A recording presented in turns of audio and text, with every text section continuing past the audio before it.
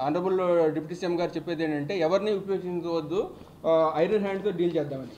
అదేనండి, అది మొన్న ఏరియల్ సర్వే చేసినా ఏం చేసినా కూడా ఏంటంటే అది మనకేంటంటే అది ఏరియా వాళ్ళు అంటే ఒక ఎంక్లోజర్ అనేది ఉందన్నమాట. ఫారెస్ట్లో మంగళంపేట ఏరియాలో ఎంక్లోజర్ ఉంది. అది 3-4 పేర్ల మీద ఉన్నాయి అన్నమాట. అది అది కూడా మనకి లిస్ట్ ఆఫ్ పీపుల్ ఎవరెవరి పేరు మీద ఉంది అనేది దాంట్లో మనకి 1 2 3 4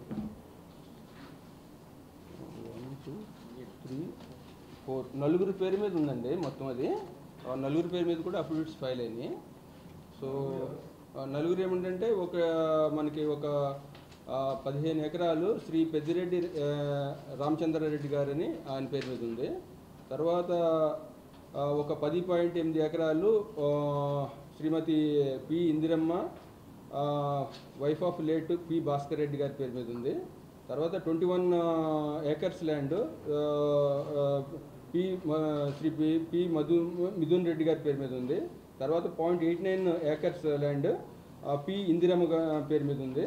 తర్వాత 1.8 ఏకర్స్ డమ్మీ పట్టా ఒకటి గుర్తించాం. తర్వాత 9.11 acres P Indiramma and wife of late P Bhaskar Reddy గారి పేరు మీద ఉంది. తర్వాత 18.94 ఏకర్స్ ల్యాండ్ పి ద్వారకానందరెడ్డి పేరు మీద ఉన్నాయన్నమాట. అంటే యాక్చువల్గా ఉన్న ల్యాండ్ అక్కడది అంటే 77.54 ఏకర్స్ ల్యాండ్ అంటే ఎంక్లోజర్ ల్యాండ్ వీళ్ళ పేరు మీద ఉందన్నమాట.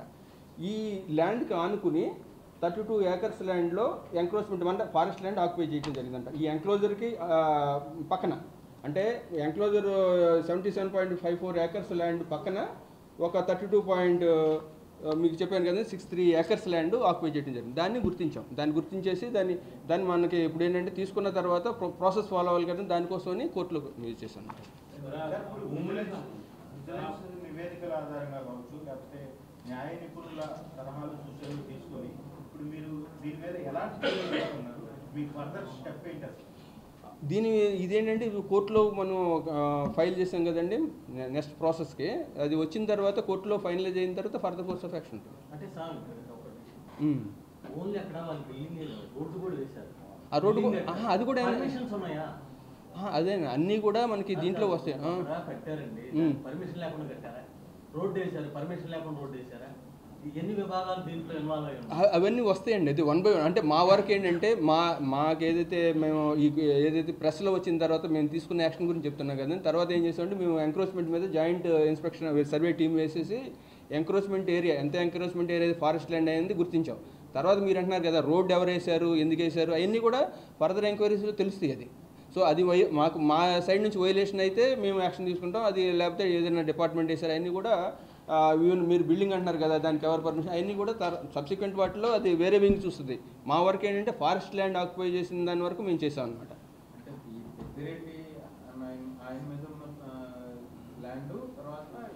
అదే మిగతా వాళ్ళు ఉన్నారు కదా నలుగురు చెప్తున్నాం కదా, నలుగురు పేరు మీద ఉన్న ఎంక్లోజర్ అనమాట అది.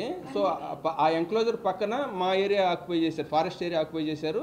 దాని మీద ఈ నలుగురు దీని మీద కేసు బుక్ చేయడం జరిగింది.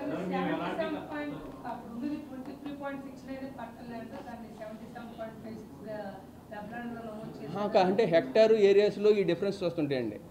నేను చెప్పేదంతా ఎకరాల్లో చెప్తున్నాను.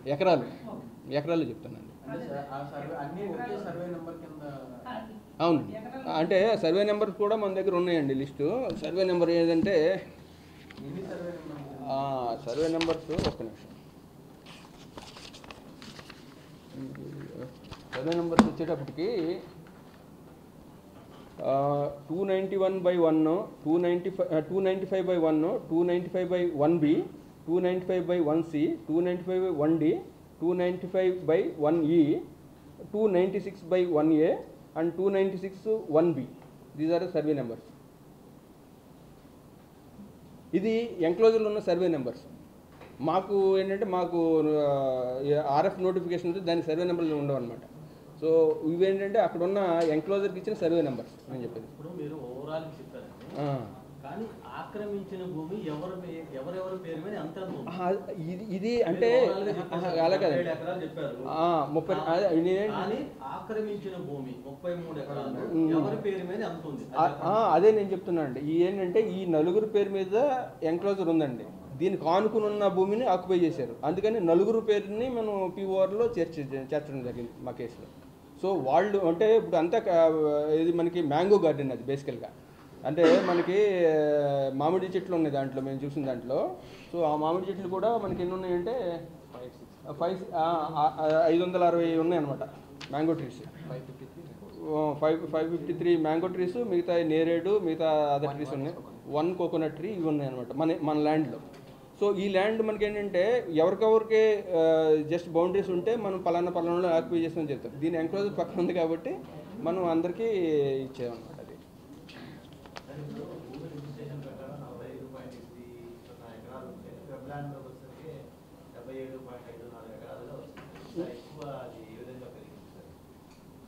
అది అవే ఫర్దర్ ఇన్వెస్టిగేషన్లో తెలుద్దాం. అంటే మా వరకు ఏంటంటే మేము ఫారెస్ట్ రిలేటెడ్గానే చూసామండి కేసు.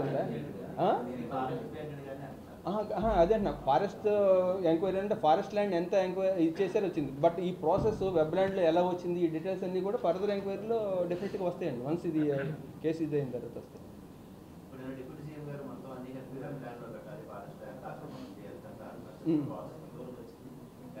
అది ఇప్పుడు అదేనండి. ఇప్పుడు డిప్యూటీ సీఎం గారు వచ్చిన తర్వాత ఏంటంటే ఇది స్పెషల్ ఫోకస్ పెట్టారు ఏది ఎంక్రోచ్మెంట్ మీద.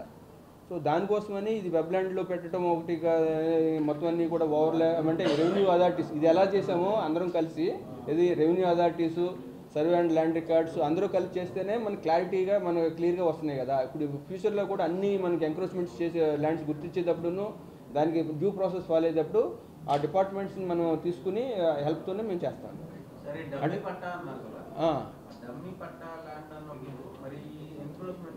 అది చిన్న ఏరియా అండి, 1.8. అవునండి.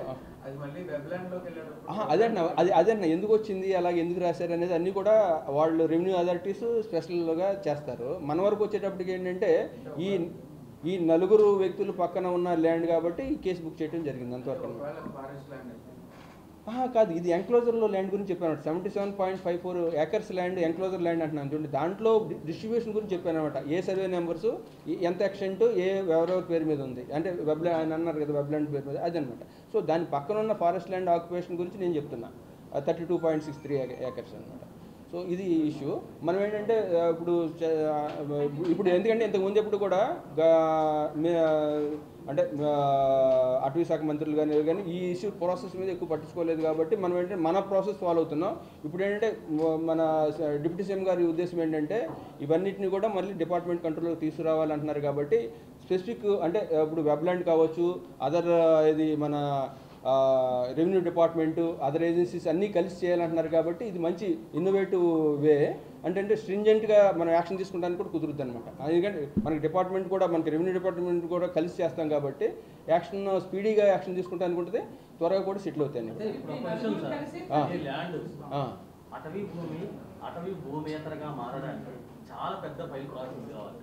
కింద నుంచి పైకి, అవునండి, ఎంఆర్ఓ నుంచి మీ దాకా. ఎందుకంటే డీనోటిఫై కావాలి కదా. డీనోటిఫై కాదండి, అదే చెప్తున్నాడు. అది మనకి నోటిఫికేషన్లోనే ఎంక్లోజర్ అని ఉందండి. ఎంక్లోజర్ ల్యాండ్ ఈ వేరే పేరు మీదకి ఎలా మారింది, వెబ్ ల్యాండ్కి ఎలా వచ్చింది అంతా కూడా అది సెపరేట్. అదే మనకి రెవెన్యూ అథారిటీస్ చూసే సబ్జెక్ట్.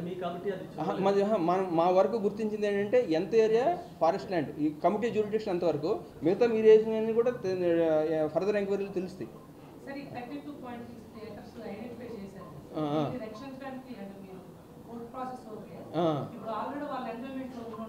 లేదు, ఇప్పుడు మన దాంట్లోకి తీసుకున్నాము అంటే మనం గుర్తించేసి తీసుకున్నాము. ఇప్పుడు ఏంటంటే ఆ ప్రాసెస్ ఫాలో అయ్యి ఎవిక్షన్ ఆర్డర్స్, ప్రాసిక్యూషన్ అంతా కూడా సపరేట్గా అవుతుంది. అంటే మేము డిమార్కేట్ చేసామండి. ఇప్పుడు ఏంటంటే ఆ ట్రీస్ ఉన్నాయి కదా,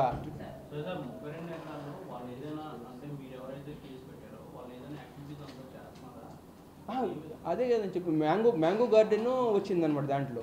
సో మ్యాంగో గార్డెన్ వచ్చితే ఎంత మనకి ఎన్ని చెట్లు ఉన్నాయి కూడా గుర్తించామన్నమాట.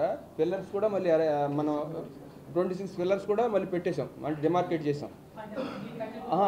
ఈ 32 ఏకర్స్ డిమార్కేట్ చేసాం అనమాట. చేసేసి ఫర్దర్గా ఎవరు చేశారు మీద యాక్షన్ ఉండాలి కదా, దానికోసం పీఓఆర్ బుక్ చేసి అది నడుస్తుంది.